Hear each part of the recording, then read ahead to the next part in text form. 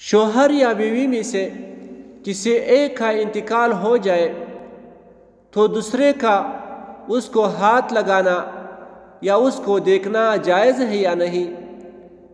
تو اس جواب میں یہ تفصیل ہے کہ اگر بیوی کی انتقال ہو جائے تو بیوی کی انتقال کی صورت میں چونکہ نکاح ختم ہو جاتا ہے، اس لیے شوہر کا بیوی کو چھونا یا ہاتھ لگانا منع ہے۔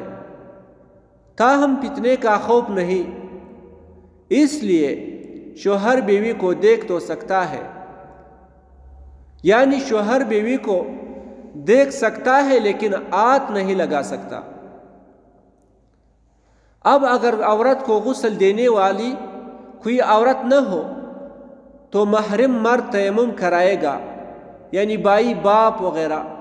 اگر وہ بھی میسر نہ ہو تو پھر مجبوری کی صورت میں شوہر کپڑا ہاتھ پر لپیٹ کر تیمم کرائے گا۔ البتہ شوہر کے مرنے کے بعد جب تک عورت عدت ختم نہیں ہوتی تو نکاح باقی رہتا ہے، اس لیے بیوی شوہر کو دیکھ بھی سکتی ہے اور غسل بھی دے سکتی ہے۔